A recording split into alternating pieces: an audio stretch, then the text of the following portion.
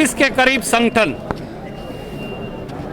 समाज सेवी संस्थाएं, ट्रेड यूनियंस, कपड़ा हो, परचून हो, 38 जो अलग अलग यूनियन हैं, हलवाई यूनियन हो, और पूरे हरियाणा के व्यापारी साथी आज जींद आए। इसलिए आए हैं कि जींद की ऐतिहासिक धरती को अपराध की भूमि बना दिया है। जींद की ऐतिहासिक धरती अब गुंडों और लुटेरों के बेखौफ धरती बन गई है। अब किसान हो, गरीब हो, खासतौर से दुकानदार और व्यापारी हो, आज उसकी जिंदगी सुरक्षित नहीं। हमारा दुकानदार, हमारा व्यापारी आज खौफ के साए के अंदर जीने को मजबूर है। संगठित अपराध, संगठित गिरोह खुलेआम पनप रहे हैं। व्यापारियों की हत्या हो रही है। श्याम सुंदर बंसल जी की हत्या उदाहरण है संगठित अपराध जिले में और प्रदेश में पनपने का। इसी प्रकार से 1 दर्जन के करीब ऐसे वाकये हैं जब जींद में फिरौती मांगी गई और मजबूरी में दे दी गई। सफीदों के सारे डॉक्टर साहिबान सफीदों छोड़कर पलायन कर गए। जुलाना का व्यापारी पलायन कर गया। उचाना की यही स्थिति है। आए दिन डकैती, आए दिन फिरौती, आए दिन लूट, आए दिन चोरी, आए दिन गुंडागर्दी।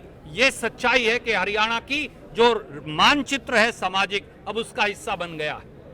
और इसके लिए सीधे सीधे अगर कोई जिम्मेवार है तो माननीय खट्टर साहब और उनके उप मुख्यमंत्री दुष्यंत चौटाला जिम्मेवार हैं। और जींद में तो एक और बात है, यहाँ संगठित अपराध को, यहाँ गिरोहों को प्रत्यक्ष या परोक्ष सत्ता में बैठे सफेद पोशों का संरक्षण है।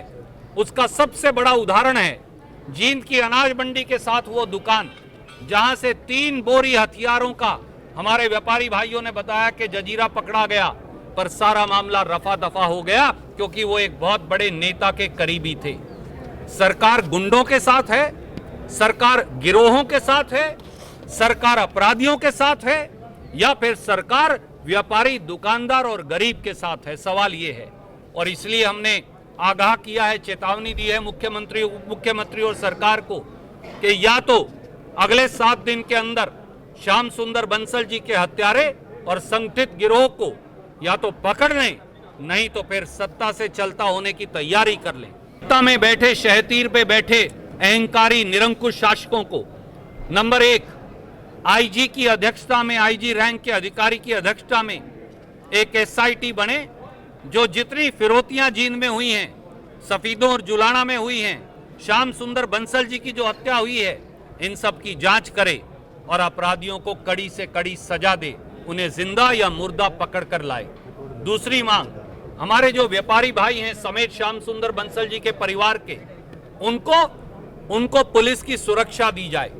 नंबर 3, पूरे प्रांत में जो संगठित अपराध फैल गया है, कल ही बड़ौदा गांव के अंदर उचाना में एक बैंक लूट लिया गया, गरोंडा में एक और बैंक लूट लिया गया, कुंडरी में 50 लाख रुपया लूटने की वारदात हुई, कैथल में एक व्यापारी और उनकी धर्मपत्नी की हत्या कर दी गई, हिसार में हमारे जो विपिन रहेजा साहब हैं उनसे खुलेआम गुंडों का गैंग फिरौती मांगता है। इसलिए एक नंबर जारी किया जाए जो नंबर पे कॉल रिसीव करने वाला, कॉल करने वाले की आइडेंटिटी को गोपनीय रखे और जहां भी फिरौती कोई मांगे, व्यापारियों को बाकायदा पब्लिकली वो नंबर सर्कुलेट हो, उनकी आइडेंटिटी सीक्रेट रहे ताकि उनको उन गैंग के खिलाफ कार्रवाई हो सके। कुछ ये हमारी मांगे हैं।